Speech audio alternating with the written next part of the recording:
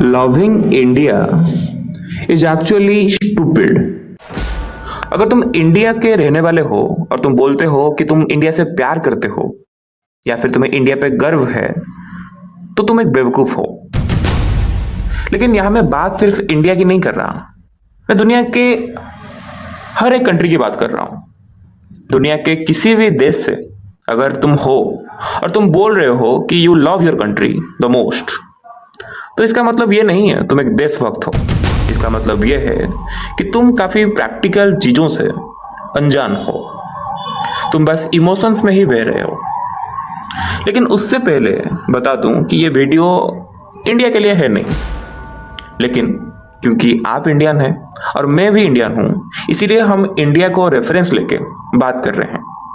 लेकिन एक्चुअली में ये वीडियो दुनिया के हर एक कंट्री के लिए है जहां के लोग ये सोचते हैं कि दे लव देयर कंट्री। आज इस वीडियो में हम ये बात करेंगे कि कैसे खुद के देश को प्रेम करना, इसको लेके गर्व महसूस करना एक बेवकूफ़ी ही है। लेकिन हमारा कॉन्टेक्स्ट इंडिया को लेकर रहेगा। तो चलिए शुरू करते हैं। नमस्कार। ये वीडियो उन लोगों के लिए बिल्कुल नहीं है जो बिना सोचे सिर्फ रिएक्ट करते हैं। ये वीडियो बल्कि उन लोगों के लिए है जो अनकंफर्टेबल क्वेश्चन से भागते नहीं है, उन्हें फेस करते हैं। और हाँ, ये वीडियो कोई मजाक या मीम भी नहीं है, ये वीडियो काफी गंभीर है। और मैं रेकमेंड करूंगा कि तुम जब इसको देखो, ट्राई करो कि रात के खामोशी में देखने के लिए, क्योंकि रात की खामोशी तुम्हें ज्यादा मैच्योर्ड बनाती है, तुम्हें ज्यादा गंभीर और गंभीर बनाती है। तो अगर आप रेडी हो इस टॉपिक में गहरे डिस्कशन करने के लिए, तो कानों में ईयरफोन्स लगाओ, आंखें बंद करो और एक सेकंड के लिए सोचो। चैप्टर 1, देशभक्ति किस श्रेणी के लिए है? हमें बचपन से यह बोला गया है, अपने देश से प्यार करो। और ये सुनने में काफी खूबसूरत भी लगता है। लेकिन क्या पैट्रियोटिज्म मतलब देशभक्ति, क्या पैट्रियोटिज्म हर किसी को होनी चाहिए? क्या इंडिया में रहने वाले हर एक आदमी, हर एक औरत को इंडिया के ऊपर प्यार आना चाहिए? इससे पहले कि आप कुछ आंसर दें, मैं आपको एक सिचुएशन बोलता हूं। इमेजिन कीजिए, रात के 1 बजा है, एक आदमी हॉस्पिटल के बाहर फुटपाथ पर सो रहा है। उसके पैर के पास एक प्लास्टिक का थैला है जिसमें उसकी पूरी जिंदगी बंद है। ना उसका खुद का घर है, ना कोई फ्यूचर, ना कोई सर्टेनिटी। सुबह उठे तो उसे फिर वही करना है जो वो हर दिन करता है, मजदूरी। उसकी जिंदगी में सिर्फ 3 ही चीज है, धूप, भूख और थकान। और फिर भी हर साल 15 अगस्त को वो थोड़ा खुश हो जाता है, सिर्फ इसीलिए क्योंकि उसने सुना है इस दिन हमारा देश आजाद हुआ था। लेकिन उसकी हालत देख के मेरे दिमाग में एक सवाल आता है, क्या देश प्रेम ज्यादा बड़ा है या पेट की भूख ज्यादा बड़ी है? जरा सोचिए, क्या फर्क पड़ेगा उस आदमी को अगर देश का नाम इंडिया ना होकर कुछ और हो जाए? क्या फर्क पड़ेगा उसके जिंदगी के ऊपर अगर कल को चाइना इंडिया के ऊपर अटैक कर ले और इंडिया को जीत ले? बताइए कि अगर ऐसा सिचुएशन हुआ, अगर कल को इंडिया रहा ही नहीं, तो उसकी जिंदगी में, उस आदमी की जिंदगी में रियलिस्टिकली क्या बदलेगा? क्या वो अचानक से भूखा हो जाएगा? नहीं, वो तो अभी भी भूखा है। क्या चाइना अटैक करके उसकी जिंदगी बर्बाद कर देगी? बिल्कुल नहीं, वो तो अभी भी बर्बाद है। क्या दुश्मन देश के आर्मी इसको मार देंगे? वो तो अभी भी इंडिया के अंदर ही आधा मरा हुआ ही है। तो जब आप ये सोचते हैं कि समाज के वो गरीब आदमी जो नीचे तबके में रहते हैं, उन्हें देश से या फिर देश की स्थिति से कुछ खास लेना देना होता नहीं है, क्योंकि देश चाहे खुद का रहे या फिर किसी और का हो जाए, उनकी जिंदगी तो नर्क ही रहेगी, राइट? और यहां पे देश प्रेम या फिर पैट्रियोटिज्म में पहला क्रैक आता है।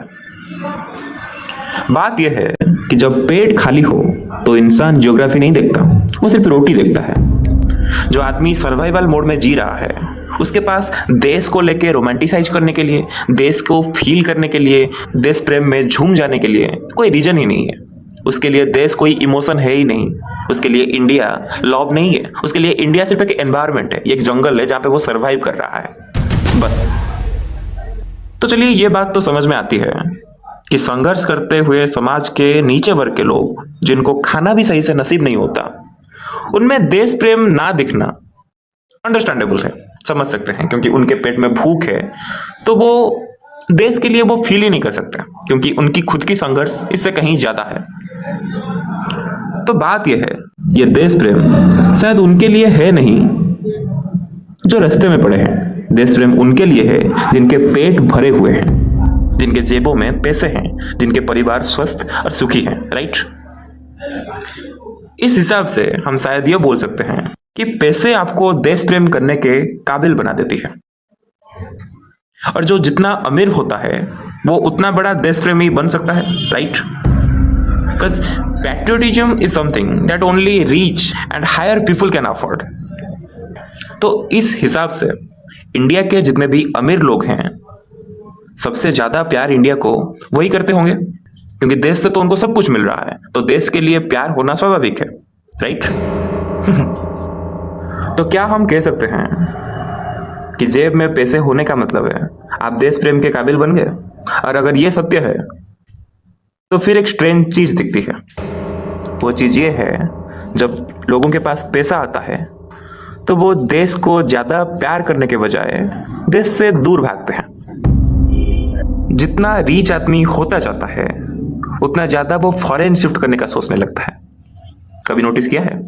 वो बिजनेस यहाँ पे करते हैं, टैक्स यहाँ पे देते हैं, उनकी कस्टमर्स यहीं पे होती है, लेकिन उनका घर लंदन में, उनके बच्चे कनाडा में, उनका लाइफस्टाइल दुबई में। ये सिचुएशन सुनने के बाद सवाल और शार्प हो जाता है कि क्या अमीर लोग भी देश प्रेमी नहीं होते? कि गरीबों की बात तो मैं समझ सकता हूं, क्योंकि उनके पास उनके जिंदगी में बहुत कुछ है, बहुत संघर्ष है, लेकिन क्या अमीर लोग भी देश प्रेमी नहीं है? तो अगर गरीब लोग भी आई लव माई इंडिया नहीं कह सकते क्योंकि उनका पेट खाली है, अगर अमीर लोग भी इंडिया से भाग रहे हैं, तो ये आई लव माई इंडिया स्लोगन है किसके लिए? ये देश प्रेम, ये पैट्रियोटिज्म, ये नेशनलिज्म, ये किसके लिए है? मिडिल क्लास के लिए? खुद सोचिए, कितनी गहरी बात है ना। पेट खाली हो या जरूरत से ज्यादा भरा हुआ हो, देश प्रेम नेचुरली किसी के मन में नहीं आता। देश प्रेम बस 15 अगस्त को व्हाट्सएप के स्टेटस पे आता है। Is not it stupid?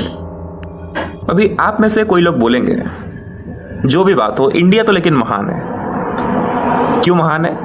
क्योंकि हम बोलते हैं ना, इंडिया सोने की चिड़िया थी, हमारा कल्चर बहुत महान था, हमारे ऋषि मुनियों ने वेद लिखे, कई ग्रंथ लिखे, और ये सब सच हो सकता है ऑब्वियसली, लेकिन अतीत की चीजों पर गर्व करने में एक प्रॉब्लम है, बहुत डेंजरस प्रॉब्लम। वो ये है कि गोल्डन पास्ट की चमक में हम प्रेजेंट का अंधेरा देखना बंद कर देते हैं। इसको समझिए, हम अपने स्पिरिचुअल, अपने आध्यात्मिक पास्ट को लेकर प्राउड फील करते हैं, राइट।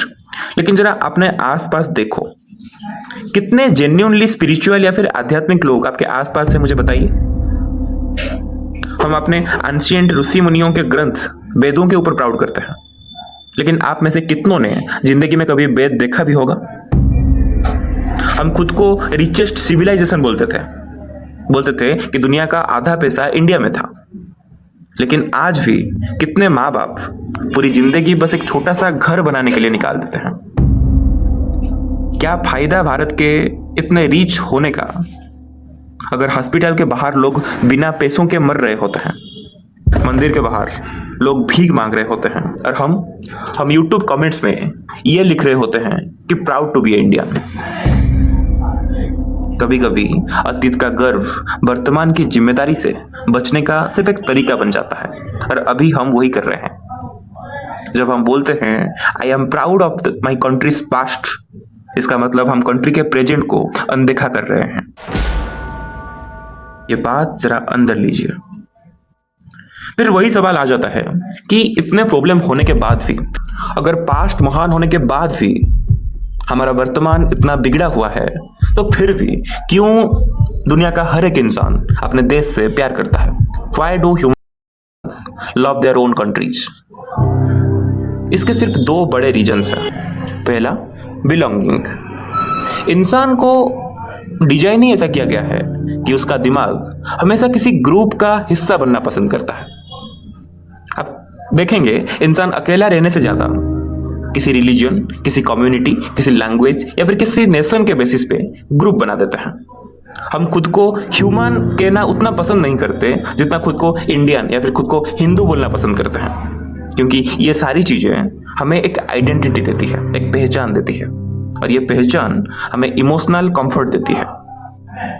लेकिन प्रॉब्लम तब शुरू होती है जब ये आइडेंटिटी वास्तविकता से ज्यादा इंपॉर्टेंट बन जाती है। हम ये भूल जाते हैं कि हम इंसान भी हैं। हम सिर्फ ये याद रखते हैं कि हम इंडियन हैं या फिर हम मुसलमान हैं या फिर हम हिंदू हैं। जब आदमी सच देखना बंद कर देता है तो उसके लिए सिर्फ इमोशनल अटैचमेंट ही काम करती है, और यही इमोशनल अटैचमेंट हमें ये फील करवाती है कि हम अपने कंट्री को बहुत प्यार करते हैं। लेकिन ये सिर्फ एक नई पहचान ही है जिसको हम पकड़ के चलते हैं। दूसरा रीजन ये है लैक ऑफ ऑप्शन का, और ये पर्टिकुलर पार्ट थोड़ा अनकंफर्टेबल हो सकता है। जरा सोचिए, कोई ऐसी जगह हो जहाँ पे क्राइम्स ना हो, जहाँ पे लोग खुश हों, जहाँ पे कोई गरीब कोई अमीर ना हो, हर किसी के पास पैसे हों, हर कोई खुश रहे, हर कोई शांति से रहे, और आपको चांस दिया जाए वैसे जगह पे अपनी फैमिली को लेकर रहने के लिए, तो आप क्या करेंगे? ताजुब की बात यह है, ऐसे जगह एक्चुअली हैं। कुछ ऐसे देश हैं जैसे नॉर्वे हो गया, स्वीडन हो गया, फिनलैंड, स्विट्जरलैंड। यहाँ पे सेफ रोड्स हैं, क्राइम लो है, ट्रस्ट ज़्यादा है, पीसफुल लाइफ है, इनकम सेम है लोगों में। सच सच बताओ, अगर चांस मिले तो क्या तुम नहीं चाहते कि तुम्हारी फैमिली को ऐसी लाइफ मिले? ज़्यादातर लोग इसमें हाँ बोलेंगे, क्योंकि इंसान अल्टीमेटली शांति या फिर पीस चाहता है, सेफ्टी चाहता है, डिग्निटी चाहता है। और यहाँ एक डार्क रियलाइजेशन आती है, कभी कभी हम किसी जगह से प्यार नहीं करते, हम बस उस जगह में फंस जाते हैं और धीरे धीरे खुद को कन्विंस कर लेते हैं कि यही जगह सबसे बेस्ट है। हम सिर्फ एक चिड़िया हैं जो पिंजरे के अंदर कैद हैं। हम आसमान को देख सकते हैं लेकिन वहां पे जा नहीं सकते, और इसीलिए हम कहते हैं कि ये पिंजरा बेस्ट है। I love my cage, I love my India. लेकिन वास्तव में ये सिर्फ एक पिंजरा है। कल को अगर हमारे पास पैसे होंगे, कल को अगर हमारे पास वो संसाधन आ जाएंगे, तो हम भी बिना सोचे उन देशों में चले जाएंगे जहाँ पे हम और हमारी फैमिली सुरक्षित भी रहे और शांत भी रहे। राइट? अब इस वीडियो का सबसे इम्पोर्टेंट पार्ट, मैं ये नहीं कह रहा कि देश से प्यार करना गलत है, बिल्कुल नहीं, लेकिन ब्लाइंड पैट्रियोटिज्म डेंजरस है, क्योंकि अंधा प्यार हर जगह डेंजरस होती है, रिलेशनशिप में भी, रिलीजन में भी और देश में भी। क्योंकि जब देश प्रेम का मतलब सिर्फ व्हाट्सएप में स्टेटस लगाना हो, या फिर सॉन्ग सुनना हो, या फिर फ्लैग्स लहराना हो, तो रियलिटी को क्वेश्चन करने की हिम्मत कहीं ना कहीं खत्म हो जाती है। तो वो प्रेम नहीं होता, वो सिर्फ इमोशनल हिप्नोसिस बन जाता है। सच्चा देश प्रेम वो नहीं जो सिर्फ मेरा भारत महान बोल के खुश हो जाए। सच्चा देश प्रेम वो है जो अपने देश की गंदगी को देखे, उसे एक्सेप्ट करे और उसको चेंज करने की कोशिश करे, जो करप्शन को देख के भी चुप ना रहे, जो गरीबी को देख के भी डेस्टिनी बोल के इग्नोर ना करे। क्योंकि जब हम किसी इंसान को प्यार करते हैं, हम ट्राई करते हैं ना उसकी सारी प्रॉब्लम्स को सुधारने के लिए, हम उसके प्रॉब्लम्स को इग्नोर नहीं करते। तो जब देश प्रेम की बात आती है, हम देश के प्रॉब्लम्स के बारे में बात ही नहीं करते। हम बोलते हैं नहीं नहीं, इंडिया तो महान है, हमारा कंट्री दुनिया का सबसे महान कंट्री है, इसमें कोई प्रॉब्लम हो ही नहीं सकती। जब तक ये माइंडसेट रहेगी तब तक देश सच में कभी महान बन नहीं सकता। और शायद इसीलिए हम में से बहुत से लोग शायद देश से प्यार नहीं करते हैं, हम बस उस फीलिंग से प्यार करते हैं जो देश प्रेम हमें फील करवाता है। प्राइड, बिलोंगिंग, एक नई पहचान। लेकिन फीलिंग्स और रियलिटी दोनों में डिफरेंस होता है, बहुत बड़ा डिफरेंस। और अभी मैं इस वीडियो की सबसे स्ट्रॉन्ग, सबसे बड़ी सच्चाई के बारे में बात करूंगा, और ये थोड़ा डिस्टर्बिंग हो सकता है, तो इसको जरा ध्यान से सुनिए। सोचिए, कल सुबह न्यूज आती है कि एक powerful country, let's say China, ने इंडिया पर हमला कर दिया। टीवी चैनल्स पर पैट्रियोटिक म्यूजिक बजने लगे, देश की मिट्टी सोना उगले, माँ तुझे सलाम, ऐसे। मिनिस्टर्स लोग आके, देश के प्राइम मिनिस्टर और दूसरे मिनिस्टर्स इमोशनल स्पीचेस देने लगे, फ्लैग्स लहराएंगे, लोग कमेंट्स में लिखेंगे कि हम अपने देश के लिए जान भी दे देंगे। और फिर जंग शुरू होती है। देश के बॉर्डर पे आर्मी लोग लड़ रहे होते हैं, सैनिक मर रहे होते हैं, किसी का हाथ नहीं रहेगा, किसी का पैर नहीं रहेगा, कोई अपने माँ को मिलने के लिए वापस नहीं जा पाएगा। और तब सरकार को ज़्यादा से ज़्यादा सैनिक की जरूरत पड़ती है। न्यूज़ में बोल देते हैं कि चलो देश को ज़रूरत है, सब सोल्जर्स बन जाओ। तो मुझे रियलिस्टिकली बताइए, सोल्जर बनने के लिए सबसे पहले कौन जाएगा? वो मिनिस्टर का बेटा कभी जाएगा जो इमोशनल भाषण दे रहा था? उन करोड़पति पापाओं के बेटे कभी जाएंगे जिनके पास असीम पैसे हैं? वो फिल्म स्टार, वो सेलिब्रिटीज, उनके फैमिली मेंबर्स जाएंगे लड़ने के लिए? कभी नोटिस किया है कि आर्मी को रेस्पेक्ट सब देते हैं, लेकिन अपने बच्चों को आर्मी बनने के लिए कोई नहीं भेजना चाहता, स्पेशली रिच पीपल। कभी सोचा है क्यों कोई रिच बाप, कोई अमीर बाप अपने बेटे को कभी भी देश प्रेम के नाम पे लड़ने नहीं भेजता? क्योंकि सैक्रिफाइस या फिर बलिदान दूर से ही खूबसूरत लगता है, पास से नहीं। और यहाँ देश प्रेम का सबसे इमोशनल पार्ट शुरू होता है। जरा सोचो, एक गरीब लड़का जिसका बाप रिक्शा चलाता हो, जिसकी माँ बीमार हो, जिसके घर में पैसे नहीं हो, जिसकी बहन की शादी ना हो पा रही हो, और देश में जॉब भी नहीं मिल रही होती क्योंकि एग्जाम तो करप्शन हो चुका है, पेपर लीक हो जाता है। तो अभी पैसे इनकम करने के लिए, अपने परिवार को चलाने के लिए उसके पास एक ही रास्ता है, वो आर्मी ज्वाइन कर ले। लेकिन अगर वो आर्मी ज्वाइन करता है तो सवाल ये है, क्या वो देश प्रेम में जा रहा है या अपने घर को भूख से बचाने के लिए जा रहा है? क्या वो देश के खातिर बॉर्डर पे मरने के लिए जा रहा है या फिर वो देश के अंदर अपने फैमिली को मरने से बचाने के लिए जा रहा है? रियलिटी ये है, इस देश में लाखों मिडिल क्लास और पुअर फैमिलीज के लिए आर्मी सिर्फ देश प्रेम नहीं होती, आर्मी उनके लिए सैलरी होती है, सर्वाइवल होती है, घर बचाने का एक लौता तरीका होता है, माँ बाप के लिए दवाई होती है, छोटे भाई बहन की कॉलेज की फीस होती है। और फिर सोसाइटी उनके इस मजबूरी को महान बलिदान का नाम दे देता है।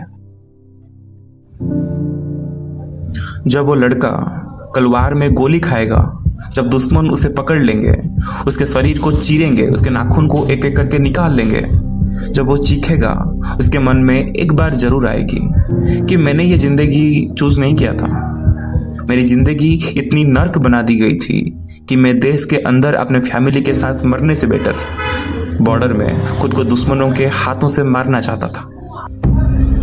ये मेरा प्रेम नहीं था, ये मेरी मजबूरी थी। मैं आर्मीज के सोल्जर की इंसल्ट नहीं कर रहा, बिल्कुल नहीं। एक्चुअली शायद इस देश में सबसे ज्यादा रिस्पेक्ट वही डिजर्व करते हैं, क्योंकि वो लोग सिर्फ बॉर्डर्स पे रिस्क नहीं उठाते, पूरे देश का इमोशनल वेट उठाते हैं। लेकिन सवाल फिर भी वही रहता है, अगर देश प्रेम इतना महान इमोशन है तो ये अमीर लोग अपने बच्चों को फ्रंट लाइन में लड़ने के लिए क्यों नहीं भेजते? क्यों पावरफुल लोगों के बच्चे फॉरेन यूनिवर्सिटीज में मजे में पढ़ते रहते होते हैं, सेफर कंट्रीज में सेटल होते हैं, कंफर्टेबल लाइफ चूज करते हैं, और हम जैसे लोगों का बचपन हमें यह सिखाया जाता है कि देश के लिए मरना महान होता है? क्या ये उन अमीर लोगों को नहीं सिखाया जाता? कभी किसी गरीब माँ से पूछना जिसने अपने बेटे को आर्मी में भेजा हो, उसने देश को चूज किया था या गरीबी ने उसको चूज करवा दिया था? और शायद इसीलिए दुनिया के सबसे गरीब लोग अक्सर सबसे इमोशनल देशभक्त बन जाते हैं, क्योंकि जब इंसान के पास ऑप्शंस ही कम होते हैं तो इमोशंस को बिलीफ्स बनाना पड़ता है। आज रात खुद सोचिए, क्या देश प्रेम सच में सिर्फ प्यार है या कभी कभी मजबूरी को मीनिंगफुल फील करवाने के लिए देश प्रेम एक तरीका बन जाता है? बहुत बहुत धन्यवाद इस आलाप का अंश बनने के लिए।